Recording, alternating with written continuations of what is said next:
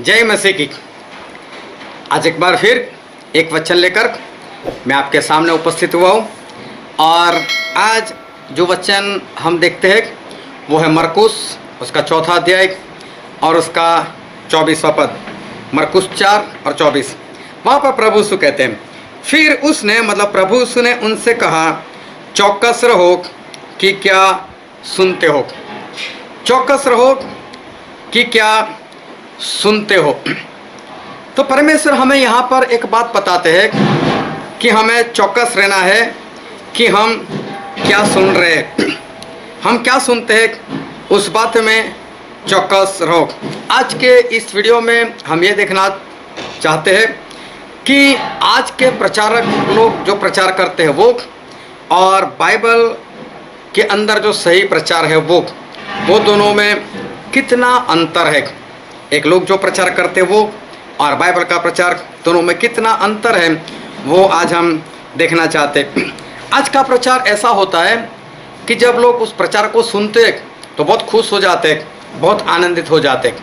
और जबकि बाइबल का प्रचार होता था तो बाइबल के प्रचार में ऐसा नहीं होता था। हम बाइबल से पढ़ते हैं प्रेरितों के काम उसका 2 अध्याय और उसका 37 वचन।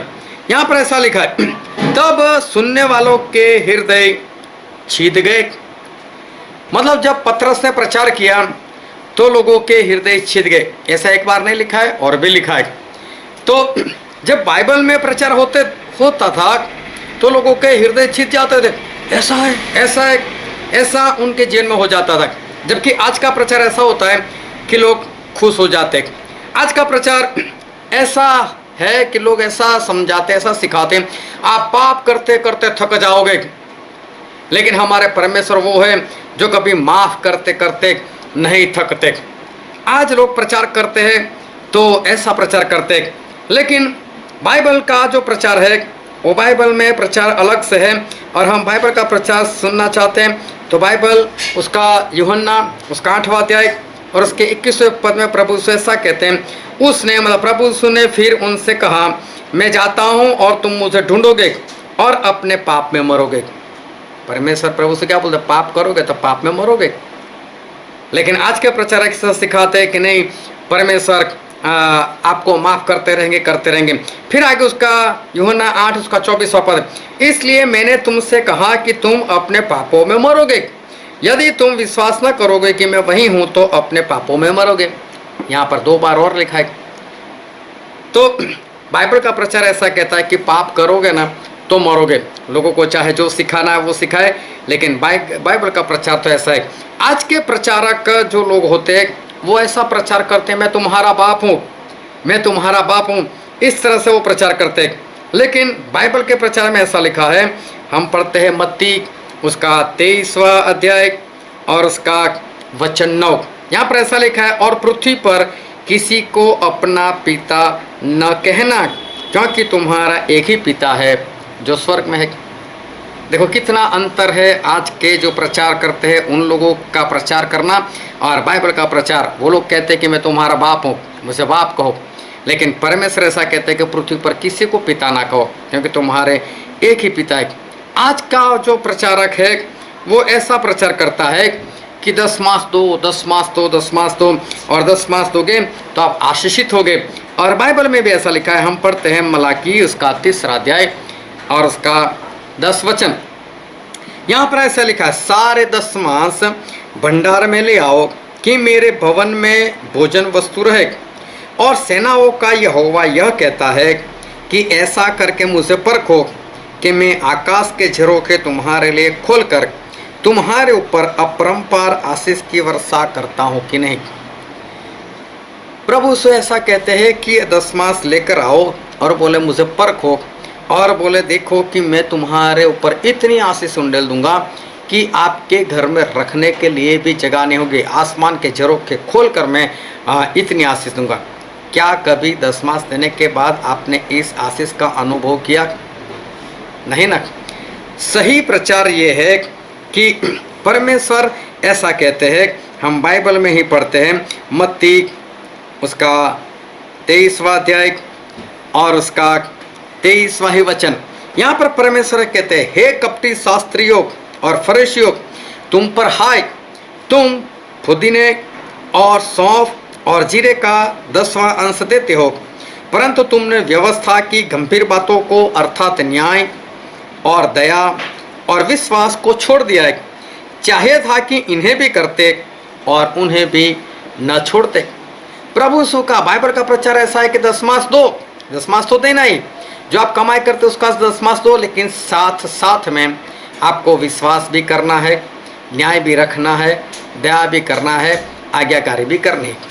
अगर ये सब भूलकर आपसे दशमांश देते तो कभी भी आशीषित नहीं होंगे, लेकिन ऐसा नहीं सिखाएंगे, सिर्फ इतना सिखाएंगे दशमांश दो, दशमांश दो, तो वो सही प्रचार नहीं। दशमांश के साथ विश्वास, आज्ञाकारी अगर नहीं होगी तो आपको कभी भी परमेश्वर की ओर से आशीष नहीं मिलेगी। तो ये बाइबल का सच्चा प्रचार है। आज का प्रचार ऐसा है कि लोग बोलते हैं परमेश्वर दयालु है, कृपालु है और परमेश्वर हमसे बहुत प्रेम करते हैं। हाँ, बात सच्ची है, परमेश्वर दयालु है, परमेश्वर कृपालु है, परमेश्वर प्रेम करते हैं। और उनका कहने का मतलब ये है कि आप कुछ भी करोगे लेकिन परमेश्वर आपको हमेशा बचा ही लेंगे। लेकिन बाइबल का प्रचार कुछ अलग से है। और देखो बाइबल का प्रचार क्या है, हम बाइबल में देखते हैं इब्रानिया उसका 10वां अध्याय और हम पढ़ते उसका 26 और 27 वचन।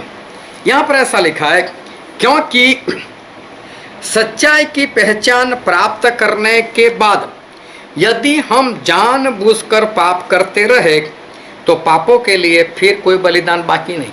परमेश्वर तो ऐसा कहते, वो दयालु है, कृपालु, प्रेम करते।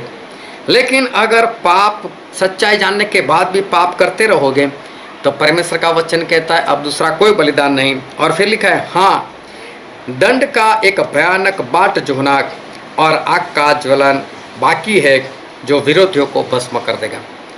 परमेश्वर दयालु कृपालु है लेकिन साथ में जज है। वो परमेश्वर, वो जज है, हमारा न्याय भी करेंगे। और इसलिए जानबूझकर पाप करते रहोगे तो परमेश्वर ऐसा कहते हैं तो फिर तो आपके लिए दंड है और आग है। और फिर 31वें वचन में लिखा है, जीवते परमेश्वर के हाथों में पड़ना भयानक बात है। उनके हाथों में पड़ना ये भयानक बात है। ये परमेश्वर और बाइबल का प्रचार है। वो दयालु है लेकिन साथ में हमारे जज भी। आज का प्रचार करने वाला ऐसा प्रचार करते, परमेश्वर धनवान बनाते, परमेश्वर में धनी बनाते, परमेश्वर में माला माल कर देते। लेकिन बाइबल का प्रचार क्या है, हम बाइबल में देखते हैं मत्ती उसका 19वां अध्याय और उसका 23 और 24 वचन। यहाँ पर ऐसा लिखा है, तब यीशु ने अपने चेलों से कहा, मैं तुमसे सच कहता हूँ कि धनवान का स्वर्ग के राज्य में प्रवेश करना कठिन है। लोग कहते हैं धनवान बनाते परमेश्वर, लेकिन परमेश्वर क्या कहते हैं, जो धनवान है उनका स्वर्ग के राज में प्रवेश करना कठिन है। फिर ऐसा लिखा है 24वें पद में, फिर तुमसे कहता हूँ कि परमेश्वर के राज्य में धनवान के प्रवेश करने से ऊँट का सुई से नाके में से निकल जाना सहज है। क्या ऊँट के नाक के सुई के नाके से क्या ऊँट निकल सकता है? कभी नहीं। तो परमेश्वर स्पष्ट यही कहना चाहते कि जो धनवान है ना, वो तो स्वर्ग में गलती से भी वो तो जाएगा ही नहीं, ऐसा परमेश्वर कहना चाहते हैं। फिर आगे हम पढ़ते हैं याकूब की पत्री और उसका आखिरी 5वां अध्याय और हम पढ़ते हैं उसका पहला ही पद। यहाँ पर ऐसा लिखा है कि हे धनवानों सुन तो लो, तुम अपने आने वाले क्लेशों पर चिल्ला चिल्ला करो। धनवानों को ऐसा बोलते हैं, तुम्हारे ऊपर तो क्लेश आएगा। फिर दूसरे वचन में लिखा है, तुम्हारा धन बिगड़ गया और तुम्हारे वस्त्रों को कीड़े खा गए। तीसरे वचन में लिखा है कि तुम्हारे सोने चांदी में काई लग गई है और वह काई तुम पर गवाही देगी और आग की नाई तुम्हारा मांस खा जाएगी। तुमने अंतिम युग में धन बटोरा है। परमेश्वर तो धनवान लोगों के लिए ऐसा प्रचार जो है वो करते हैं। फिर एक वचन और भी देखते हैं जो है सपन्या उसका पहला अध्याय और उसका 18 वचन। यहाँ पर ऐसा लिखा है, यहोवा के रोष के दिन में न तो चांदी से उनका बचाव होगा और न सोने से। मतलब आपका सोना और आपकी चांदी जो है वो परमेश्वर के दंड से आपको कभी भी नहीं बचा पाएगी। तो परमेश्वर का वचन जो है वो तो बहुत स्पष्ट है। और लोग प्रचार करते हैं कि परमेश्वर धनवान बनाते हैं, वो गलत है। आज का प्रचार जो है वो ऐसा प्रचार करते हैं कि गरीबी एक श्राप है। गरीबी जो है वो एक श्राप है।